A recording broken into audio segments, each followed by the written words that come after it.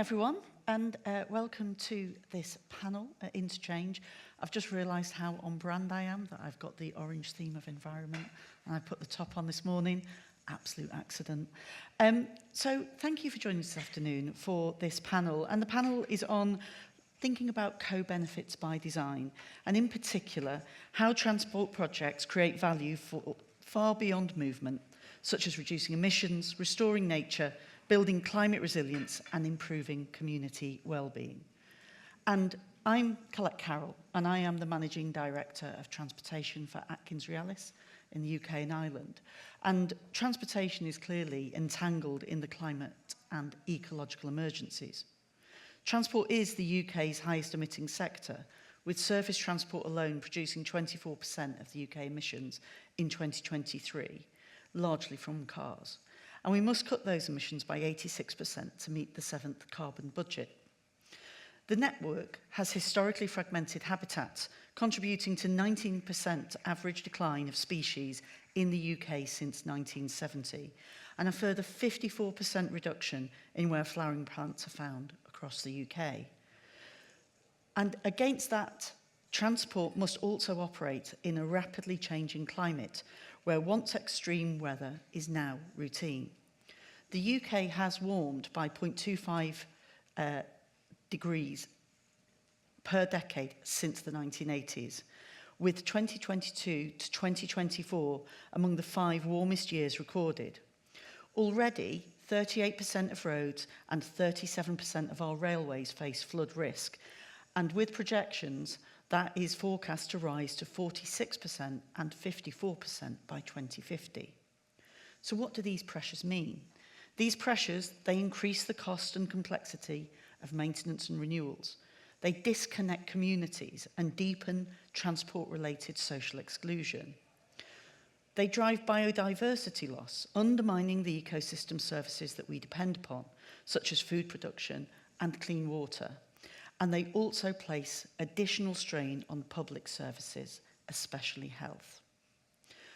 But shared challenges need shared solutions. So I'm delighted today to be joined by a very fabulous panel who are going to join us in a conversation to explore actually how we think about these issues and also the kinds of solutions that we may need. And I'm going to ask, as I go and sit down with our lovely panel, I'm going to ask, starting with Naomi, for Naomi just to introduce herself, and as we come through the panel, everybody will introduce themselves, and then I will start off with some questions. But please just have a little think about how you want to join this conversation, because we will have time for Q&A at the end as well. So Naomi. Thank you very much, Colette. I'm Naomi Green. I'm Managing Director of England's Economic Heartland, which is the subnational transport body that covers the Oxford to Cambridge Growth Corridor part of the UK. Hi, I'm Melanie Corcoran. I'm the Exec Director for Transport at South Yorkshire Mayoral Combined Authority. Hi, I'm James Woodcock. I'm just now Professor of Public Health and Simulation at the University of Loughborough, and I was until like a week ago Professor of Transport and Health Modelling at the University of Cambridge. I'm Patricia Thornley. I've also got dual roles, so I'm Professor of Sustainable Fuels at Aston University, but 4 weeks ago I became the Department for Transport's new Chief Scientific Advisor. Fantastic. And so as you can see, we've got a great panel this afternoon with a wealth of experience, but also some really different perspectives. So we're going to start off with the panel all getting the same question, have a little think about.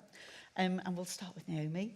And Naomi, for you, what does best-in-class transport look like when it delivers stacked benefits for people, place, climate and nature, rather than single outcomes?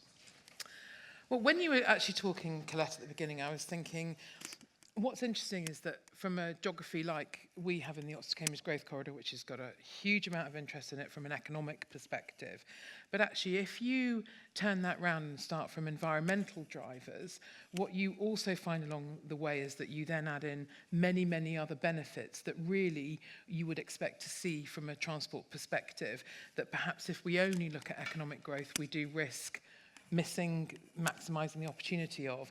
So in the Oxcam region, where obviously we have a new railway coming, East West Rail, that covers 6 radial routes into London and really truly unlocks East West connectivity in a high-performing economic cluster, a lot of the work we're doing is around what's the role in that railway, not just for connecting economic growth, but more about creating an environmental corridor, a green corridor, a nature corridor, a tourism corridor, a skills corridor, an investment corridor, an innovation corridor. And each of those different corridors require different types of partnerships and different types of relationships and different outcomes. To do that requires an awful lot of work, but actually in the case of a scheme, a transformational scheme like East West Rail, but not just all of those major transformational schemes, actually, if you don't do those other things, you don't realise the benefits that you could actually achieve from them. So while it might not work from a conventional BCR perspective, they may not be things that you'd capture through a BCR, they are better outcomes. And hopefully, if we can learn from that as we go through into the future Green Book reviews will actually be able to capture some of those wider transformational benefits that we've put into place. I think we might get onto Green Book a little bit further as we go through. I'm going to guess that. And Melanie, with your perspective from South Yorkshire. Yeah, for me, we're building integrated transport systems, and it underpins economic growth, social, environmental, and it's got to tick all those boxes. It's a massive investment in our infrastructure, and we're using that for placemaking as well. So people feel real pride in a new bus station or a new rail station or a new transport hub. And we've got to make it easy for our passengers to get around. We're linking people to opportunities. That could be jobs, it could be healthcare, it could be training, families, social activities. We're affecting everybody's lives every day with transport. And we need to think about how we can get all those benefits across the board by having a joined up vision on master planning to start with, and bringing some of the funding streams together. We've got disparate funding streams, and actually it's quite difficult often to get those multi-benefits when we're all speaking to different funders, and we need to bring some of that together. I think, Melanie, sort of like you really hit on something there, which is, transport in isolation gets to the same sort of issues that Naomi sort of articulated there. But actually think about the purpose, and actually purpose takes you into a sort of like a wider sort of thought process at the outset. And James, what's your view around what best in class would look at there? Yeah, I mean, obviously I'm not involved in the delivery in this way, but I mean, I think I'd agree with all those points. I think the only things I'd say maybe in addition was we also need to think about, as you said at the start, the adaptation. I mean, the climate change is here.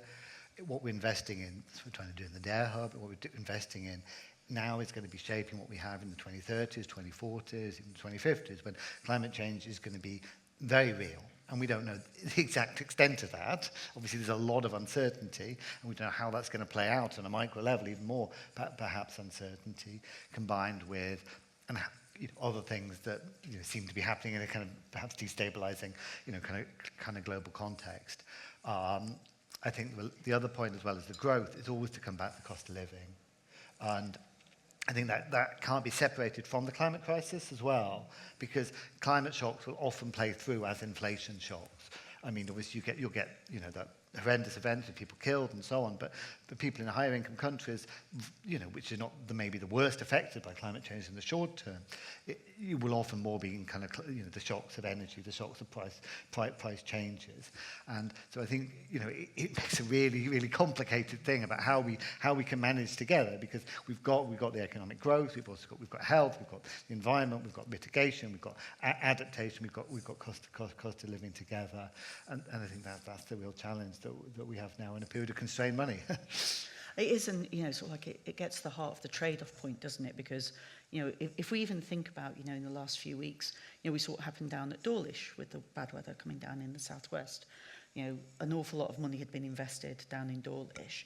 Money has to go back in again. So what loses out in order to get there? So actually, when you're having to look at adaptation, you're also having to do not just long-term trade-offs, but actually probably in-year trade-offs when you are those, when you're an authority or you are, the infrastructure provider such as Network Rail. So I think that's great. And Patricia, in your new role, what's your view? Well, in my new role, but actually I'm going to draw on previous work in my academic role. So I spend a lot of my time looking at new interventions and trying to conceptualize the impact that they have. And we do that looking at the environmental, economic, and social impacts of things. I think often we don't think about these things broadly enough, and we need to look, very holistically at all of these. The models that we develop in academia, I've got something like 106 different indicators in my favorite model, and I can plot lovely graphs that show how when you try to focus on one thing too much, you actually make other things worse. And the unintended consequences, I think, are really important. I think there's also a thing about what you can and can't quantify. And many of the social impacts are harder to quantify. And so it's all very well to set targets along the things we can quantify, and that might be CO2 emissions. If by doing that, you lose some of that wider socioeconomic benefit that is more difficult to quantify and more difficult to attribute, then we're in a problem space. And the final thing I'll say on that is that I think one of the challenges is that when we try to put this stuff through to sort of regulatory or incentive-based frameworks, we tend to focus on lowest common denominator. We tend to say, you mustn't do this, you mustn't exceed this. Sorry, I've done so well that I've massively improved all of this. Doesn't matter because you infringed that. And, I think we need to start counting the positives as well as setting the thresholds. I think that's such a powerful thing to think about, because I think as well, and Naomi was picking up on it, when you think about something like Oxcam, and that actually, sort of like the consequences of fear of doing some things might actually stop some real positives if we're not careful. But I want to pick up on the point that you just made about, sort of like, doing that step back. And I'm actually going to ask Melanie sort of pick up on that, which is, how can vision-led, spatially coherent planning anchor transport investment around people and places to deliver environmental benefits by design? Yeah, I mean, we've got some examples locally within South Yorkshire. And if I take one in particular, so Rotherham Gateway, we are developing a business case to develop a new mainline rail station at Rotherham. The city centre railway station is not on the main line. So we are one of the largest settlements to not be on the main line. And it is limiting our economic growth, but also social connectivity. So we have got a site where we want to allocate housing and employment. We're going to build thousands of houses there, and we're going to build areas where we're creating jobs as well. We've got master planning for the whole area, and the transport investment is one element of that scheme that is going to link the mainline train and the rail activity, but it's also going to provide a tram train stop as well. So at the moment we run one of the only tram trains in England, the only in England. So we want to extend that network. Just as a backstory to that from a transport point of view, Sheffield Midland Station is at capacity. So there are no slots for further expansion of any services. So by developing Rotherham Mainline, you've got an opportunity to still have your connectivity while we're waiting for some investment at Sheffield Midland. So you start to see all these things come together. There's going to be a strong place-based activity in the Rotherham Gateway area, and there's different funds of, different investment funding, so transport, housing, economic growth. And we're just bringing all that together. So we're still in the visioning stage. We've just got an approval on an OBC. We're working on an FBC for the station. Green Book comes into play, though, because it's really difficult. The BCR is low, surprise, surprise. The housing is allocated in the local plan, and we've got really steep targets, but we haven't got planning permission on site. So, the BCR doesn't count a lot of those things that are planned and that are all going to happen in the next 5 to 10 years. So it's quite difficult, but we've got lots of agencies working together with a shared vision, and hopefully we will see that come off. And as you sort of say, sort of like that's with a vision of what you want to see Rotherham be able to achieve, that community to be able to flourish. And I'm going to ask Patricia and James with their very unique insight, just to actually sort of like help us think through about how should we be measuring and evidencing the benefits to strengthen cases such as the one there for Rotherham, but also other cases where we're looking to invest in decarbonised, climate resilient, nature positive transport systems as well. And I don't know, Patricia, would you like to start with that? I'll try. And I say that because it's actually incredibly difficult.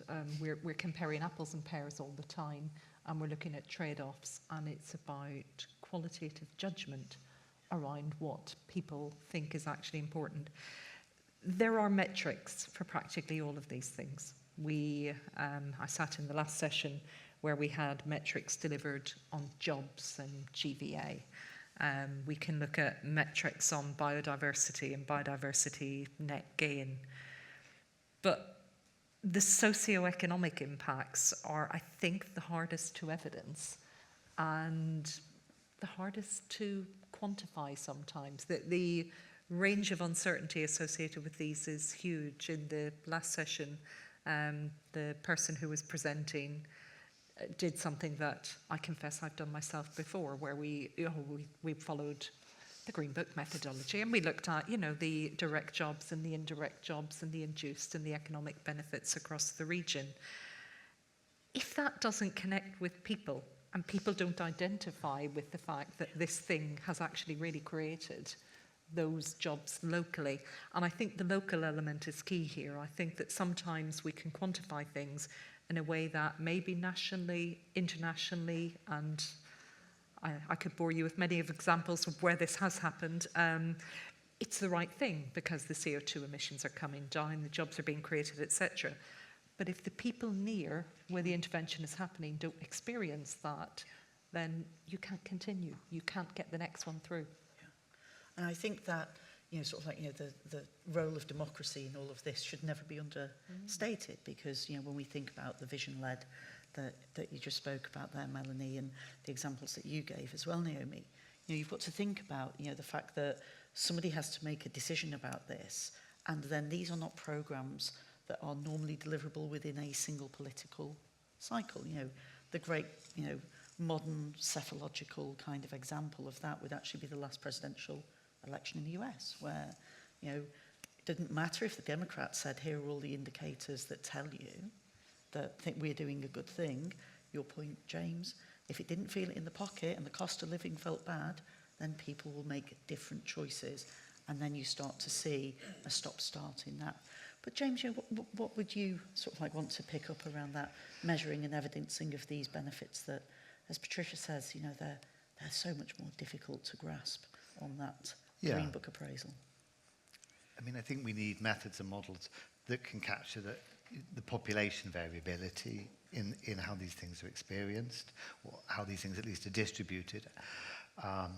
We need to understand. It's very easy to kind of have a aggregate general consumer or something like, or even just a few groups. But of course, you also potentially in transport and placemaking, you're talking about a changing population. The population changes, who can afford to live there, who gets the benefits, who that accrues to, renters, versus owners, as well as then I think the additional points about the communication. And even if it's good, is it convincing? Are people understanding what's happening? I mean, I would just perhaps on the vision-based thing. I mean, this is something we tried to do earlier with the propensity to cycle tool, where we tried to come up with a kind of different scenarios of what cycling could be, going way beyond what we immediately had for the evidence of interventions, and then saying, well, okay, what would that mean in terms of the health benefits, the carbon benefits, but also saying something about the spatial distribution. So you could then think, well, let's plan around what a Go Dutch or Go Dutch e-bike, city or rural area in England or Wales might look like, but. I mean, obviously as an academic, I'm all very in favour of, kind of robust evaluations, natural experiment studies, the kind of things that can be done. But of course, it's challenging to align these with the timelines of, what government and what local authorities are doing.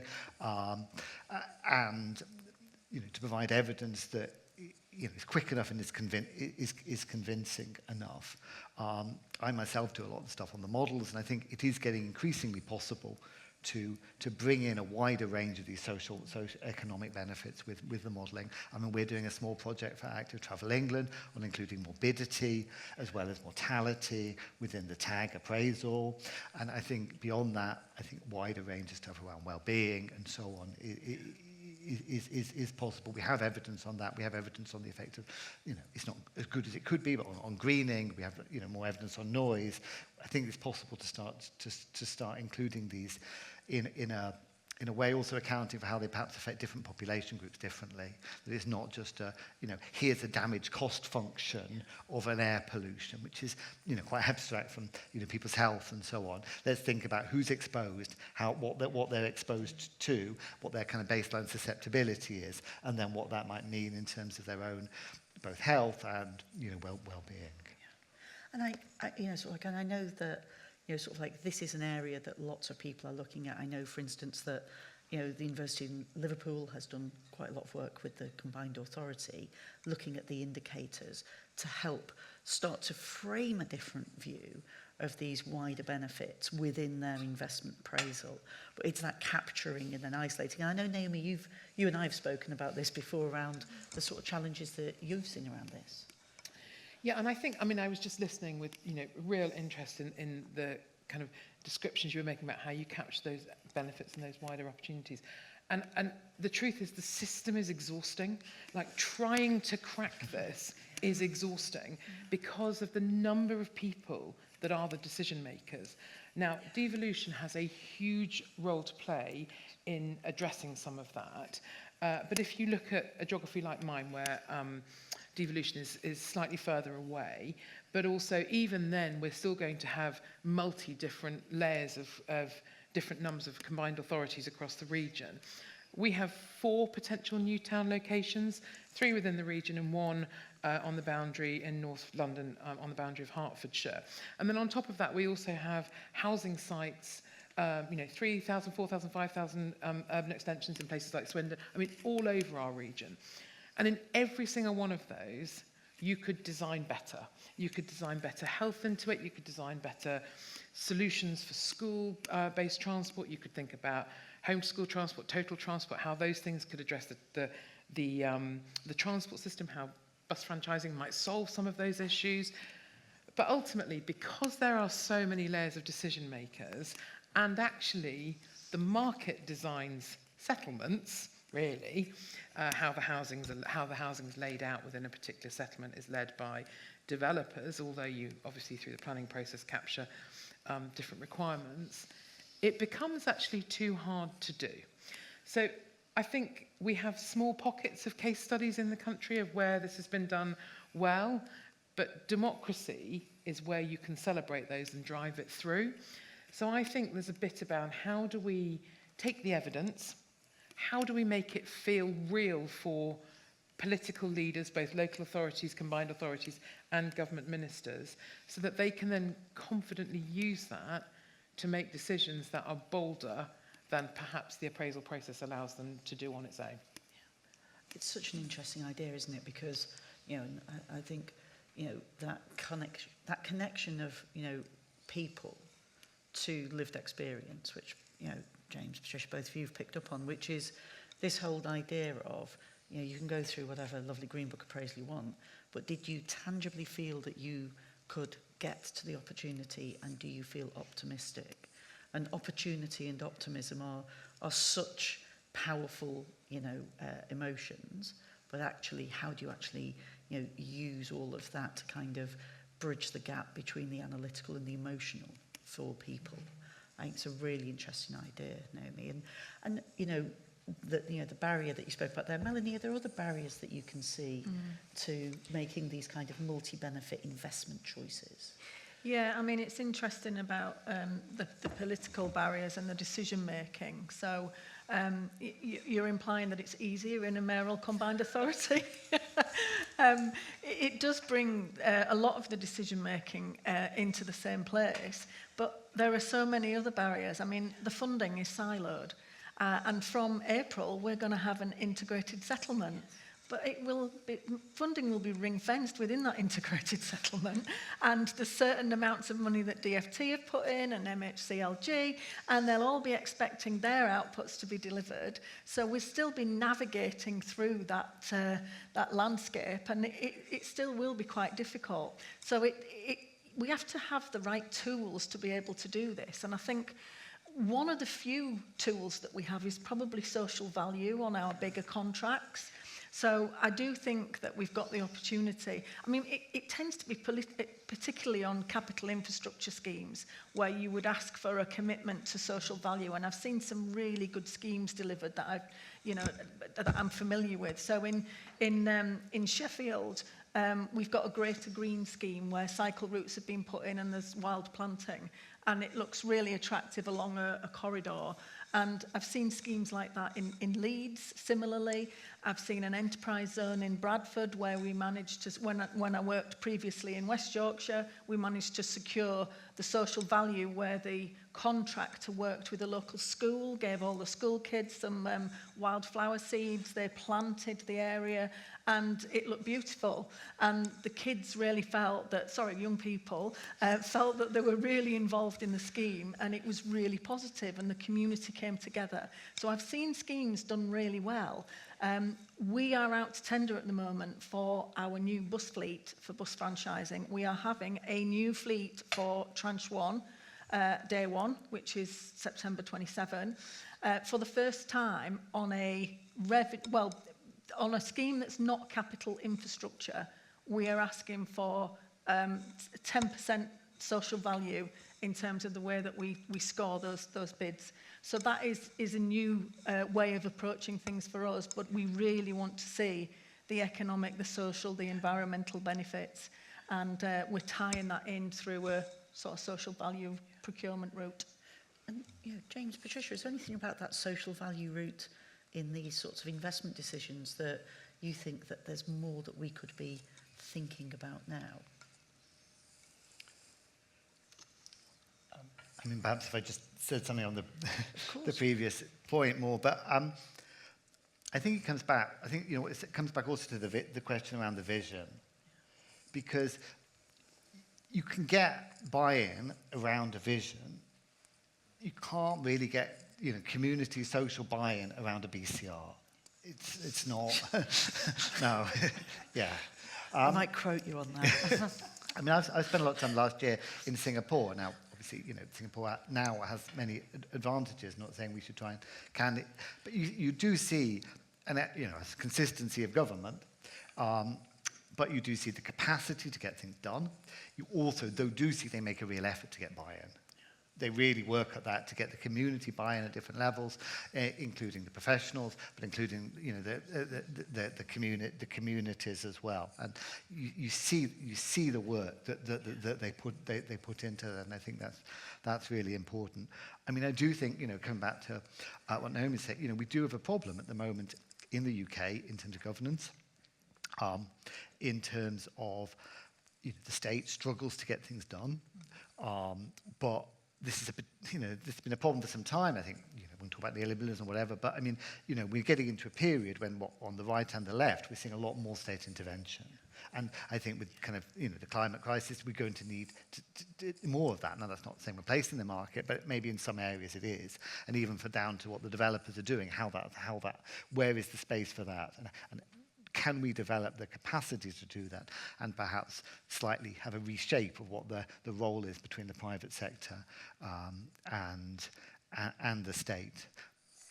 How we get that state transformation, I think there's political scientists maybe needed more than me, but I do think that is one of the big questions we have at the moment.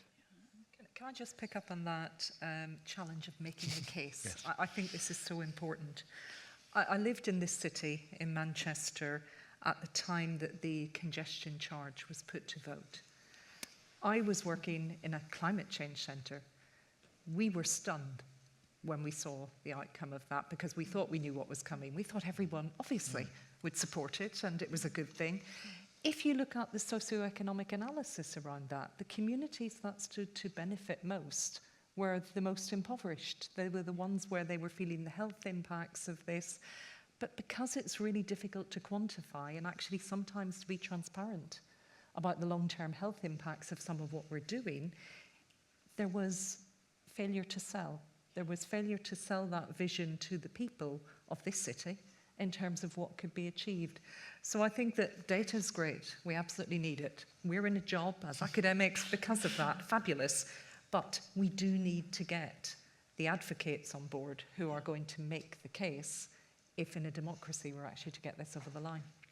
I think that's such a important point. You know, I sort of think about, you might be able to tell I've got a Manchester accent, but when the congestion charge vote failed, I remember talking to a lot of my friends about it who went, oh, well, we didn't vote for that because we'll just get all of the money and spend it on something else. And I was like, it doesn't really work like that. And so there is a thing around where people, you know, we assume that people actually understand this Byzantine system way more than they do. And, you know, getting to a story and getting to a narrative that actually people connect with. And, you know, Naomi, I'm just going to come to you with a question about that, which is, you know, when we are doing these major transport schemes, how do we actually, you know, get benefits out into surrounding areas who may think that it's not really for them or it's not going to really impact them in terms of the positivity of that infrastructure?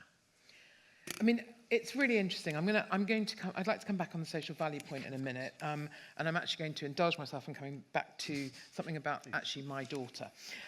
So I live in the Oxford Cambridge Growth Corridor. My daughter probably hears about East West Rail every day, and she's quite bored about hearing about it. But she, even with me in the room talking about the economic opportunities every day, she doesn't see it's about her. She's 14 years old, and we are not, maybe she doesn't care, but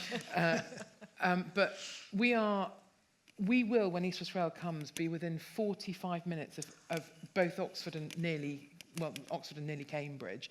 They are absolutely life-changing opportunities for her, and I can't make it real for her, even though I work in it.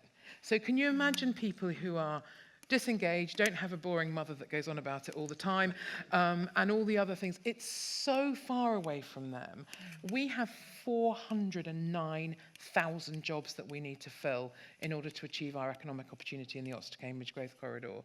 And yet, the principle that we're looking at the moment is how do we make those jobs for local people so we don't have to bring them all in from around the world.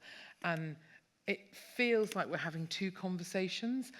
So my slight pushback actually on the private sector and the infrastructure providers, of which of course the private sector work hugely with them, is I think this is a shared responsibility. I don't think it's the public sector that can drive this, because I think in the private sector you have so many people that can inspire young people more, not just young people, everybody, to understand the impact of these schemes. So the social value opportunity is enormous if the private sector and the infrastructure providers come with us on the journey. So it's not what we can set out that we need, it's actually about helping us understand what's possible. And so in our region, we have got Luton Airport expansion, we've got obviously Universal Studios coming, we've got a major new piece of infrastructure in East West Rail, we've got potential for new towns, we've got two massive growth commissions in Oxford and Cambridge.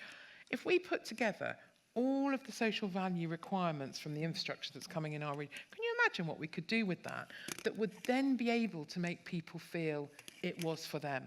At the moment, to access some social value that's through an infrastructure project, you have to put an application form in. It might be for your village hall to be upgraded, quite nice. It's not real. Whereas if we put it all together and the providers helped us do that, we could really do something game-changing.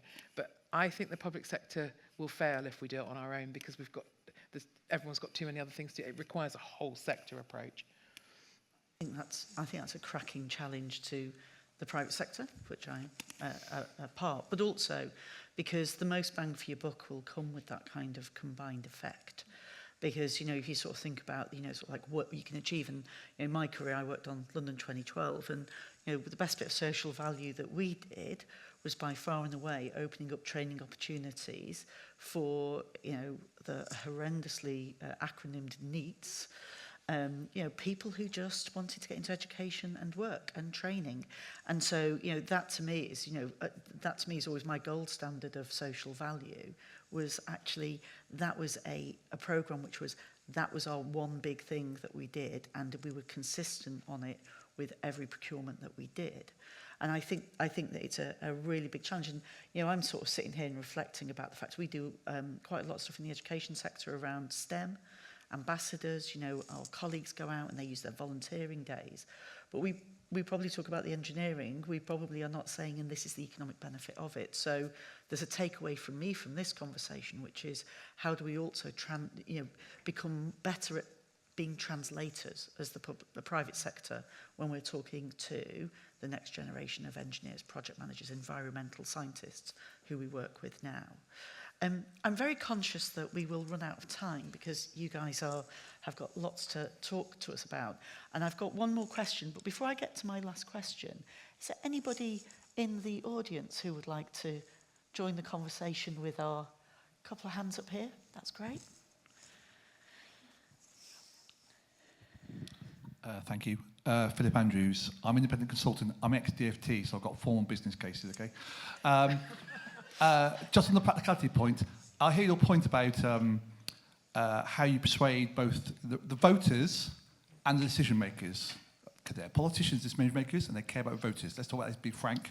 So, without wishing to be too soft on the old Green Book, okay, the strategic case. It used to be the last refuge of a scoundrel, right? When your BCR's rubbish, you'd write some glowing vision and persuade somebody it's fine, wouldn't you, okay? Now, it's supposed to be more than that.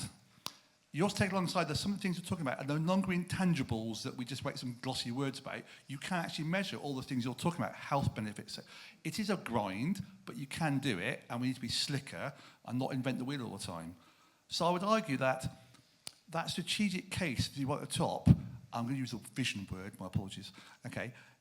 The opening line of that strategic case should be something you could be walk into your town hall and go, this means this for you, you, and you, but it's also the sell to a politician that goes, the BCR is a bit tricky and there's some assumptions here about the social value, but that's fine because we can generally show you that you and your punters will see real change, and that might just allow a decision maker to push the envelope on the BCR with our friends in the Treasury. So I think there are opportunities in there. I think you just got to sell that really good story, and you say everybody's got to be behind the vision at the same time and signed up to it, even if they don't like all the detail. That's fantastic observation. And actually, I was just going to ask Melanie, the fantastic example you gave us about Rotherham and that. How has that engagement with the community starting to tell the story about that vision? How's that going? What's the experience been? Yeah, I mean, I think it's early days. Rotherham Council are leading on the sort of wider regeneration placemaking, and they've got a number of sort of community engagement activities that have gone on, and they've consulted with people on the vision. It's as you start through each phase, really, there's more to consult on and more to engage on. So when we get into the full business case, there's an opportunity again to get people involved. But it's interesting. I mean, I've recommended to politicians a number of times a very poor BCR with a very strong strategic case. But you can only do that so many times. And more or less every active travel, walking, wheeling, cycling scheme, you have BCRs less than one. And the first few times you do it, well, it's got a strong case. But the more you do it, the more difficult that becomes. And it is this issue about, land values in the north and not being able to get the BCRs higher. The Green Book review is saying the right thing in that strategic case is important, but yeah, we recognise that, and we've recognised it for a while. So are we saying that BCRs are much less important? And it's how you bring that together. So it's quite difficult, but I've recommended that a number of times as an officer, and that's been accepted by politicians. And Naomi? I mean, just reflecting on the, I agree, excellent point, Philip. I think actually Whitehall and Westminster is increasingly recognising that places understand their places better, and that makes that kind of single vision much more important because you've got to make it compelling. I still think, and I know we've got to crack it, we can't just accept it. When you talk to the Treasury, they go, what's the BCR? And that's not right, and I think we can crack it, but again, as a sector, we have to do it together. I completely agree. And actually, local authorities, culturally, find the elevator pitch quite difficult, like the single elevator pitch. What's the point? Well, you need to do it in one sentence. And I've tried, even in the last week, I was working with an authority, and we had a ministerial meeting, and I was like, right, one sentence. And it was about half a page. And that was me as well. I mean, I kept adding things. So it's really hard, but we've got to crack that one sentence. I completely agree with you. James, you wanted to... I mean, I think on the walking and cycling, you should be able to get good BCRs. I mean, if you've got the health, I mean, we're doing some stuff, as I say. I think there is but the health benefits. I think the question is, what is counting against it? I mean, how are your models representing, what models are you using? Are they representing behavior change? What else is driving it? Do you have models that are methods that are suitable for looking at those kinds of problems? And I'm always happy to, chat that through. And I think, going to maybe the question on, making the case that we do need those models that differentiate. Agent-based models are highly segmented because we've got to tell stories about different population groups. This is how these kind of people are going to be affected. And I think back to the congestion charge. If it hit people, it's going to hit them in the pocket now. But the health benefits are always going to feel more abstract. Unless, health benefits generally feel abstract unless you're ill, you've just been given a diagnosis, or you're pregnant. I mean, most of the rest of the time, people are not so concerned about the health things, which also people can often feel quite, they're determined by wider forces beyond this. So I think that comes back to making, an economic case for different population groups, along with other things that they perhaps feel more than their health, which could be the well-being, the traffic on their street, perhaps, in the short term. Thanks, James. And I think we had one more question. Go on. Is it work? It's working. So another Philip Thiessen, also before Department for Transport, now Connected Places Catapult.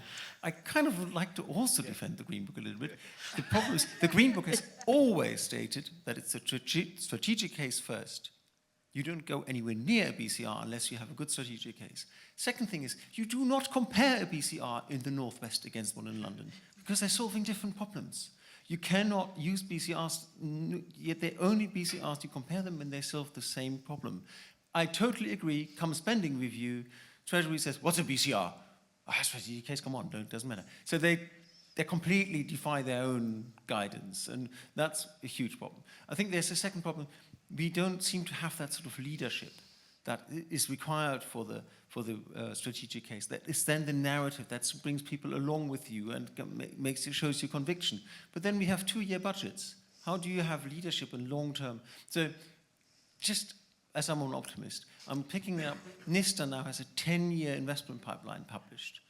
I hope that they've got some sort of certainty that the funding will come along, because what's the point? But so maybe we are finally overcoming this strange thing of 2 to 3 year maximum. And then siloed, of course, absolutely. Like, why are we even talking about co-benefits? Why is health the co-benefits of cycling? It's the core thing. And wider economic, if that is the strategic case, then the wider economic benefits are the benefits of the scheme. And then a final bit of hope, place-based business case. Finally, they've accepted that sometimes you need more than just the transport bit. You need health, you need enterprise zone, you need skills, you need housing. And finally, I mean, I was there in department trying to make it work, that a transport scheme had not just transport benefit, but land use and land use uplift and stuff. It was a hell trying to make that work across housing and DFT, but we managed. But anyway, so yeah, it's just a hopeful note that maybe we can finally move away from short-term funding, all centrally located, and a siloed approach. So I don't know whether you have got any views on place-based. I think some of the pilots are supposed to go in now, somewhere around your areas, I think.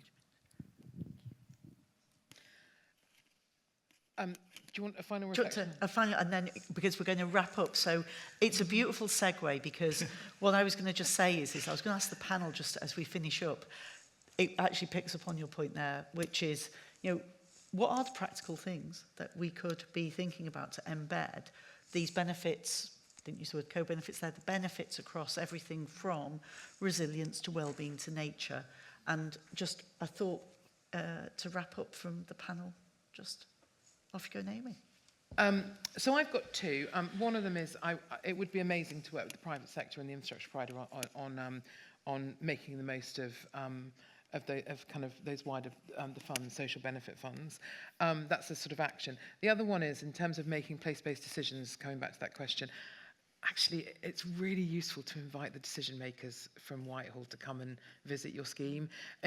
So few people do it, and actually, when they come, they realise the unique conditions that that particular scheme is trying to operate within. Don't be afraid. They're really brilliant when we invite teams out, and I really recommend doing it because it's great to spend time with them, show them that you've got sort of weird single roads in the middle of what is potentially going to be, you know, a new city or whatever. It's quite helpful to kind of make that come to life for decision makers. Yeah, I think that's really significant. I would agree with that. I mean, we've just taken Supertram back into public control. It's over 30 years old and a significant lack of investment over that time period. We have had DfT colleagues out to see us a number of times, and we have got a significant amount of funding for the renewal of that network. And there's nothing better than seeing it in situ to understand what the issues are locally and how significant it is. And it's an absolute lifeline for people that are living in low car ownership areas. We want to give people choice in public transport, but actually some people don't have a choice. And we need to make sure that the public transport that we're investing in is sustainable. I mean, it's electric trams. We're looking at electric buses when we start franchising. So it's important that we think about the sustainability of our fleet and how we're getting people from A to B. To be quick, I mean, continuing maybe the thing on tag and appraisal, update tag. I think there's a lot of things that need to be replaced and could be replaced by better values. Adding more things in, particularly around well-being and inequalities. And I think, as Philip's saying, some of it is going in the right direction. Some of it's always been there. And I think maybe there does need to be a bit of a push sometimes to get that people don't treat it a bit like a kind of lowest common denominator. What we were allowed to do, and we managed to do with the Pence Cycle tool, was we did much more differentiated, local authority specific mortality rates. Now, that wasn't in there, but we just did it, basically. And no one's ever said we shouldn't do it, to try and I think some of the stuff now, it's got in about agent-based modelling. It's got the potential for people to say, well, here's some guidance, but you can use this, but you can do ideally more if you've got more data and more capacity to do something that is going to include a wider range of benefits, that's going to include more segmentation, etc. Fantastic, James. And last thoughts from me. Places are different. I lived up in rural Northumberland for a long time. The transport system needs there are massively different to where I am now, going in and out of Birmingham every day. But I think that what we need to get smarter about is where we have the same tools developed and where we transfer insights one from the other. I was down the other week in Devon at one of the new roads which has been put in there, and looking at the carbon calculator and sustainability stuff and the legal frameworks that have been developed around that. Those are transferable. You can use those in other locations, looking at other benefits. So first thing is that we need to be seeing the bits that are translatable and making those accessible. But final point I want to make is on time horizons. I totally agree with what was said about the 2-year thing, and we all look too short because the sort of radical change that we're looking at, particularly around, some of the resilience that's going to be needed in future, has to be on much, much longer time horizons. So we have to be looking at this appraisal in a much longer time horizon than I think we conventionally do. That's difficult to do because the data becomes more uncertain the further out you go in the projection, but I think it's really essential. Well, I hope that, you'll join me in thanking our fantastic panel. I mean, when we think about this as a topic, it's a topic where we can just learn from each other, and actually these conversations and making those connections and thinking about what isn't applicable between the North East and London, but also around that fact of, you know, when we think about nature, environment, well-being, resilience, there's actually a groundswell of people, you know, James, Patricia, Melanie, Naomi, but actually across this whole conference, across all of our organisations, who want to be able to actually not just quantify the benefit, but point at those benefits being delivered, because that's the bit that makes the real difference. So if you'll join me in saying thank you to the panel.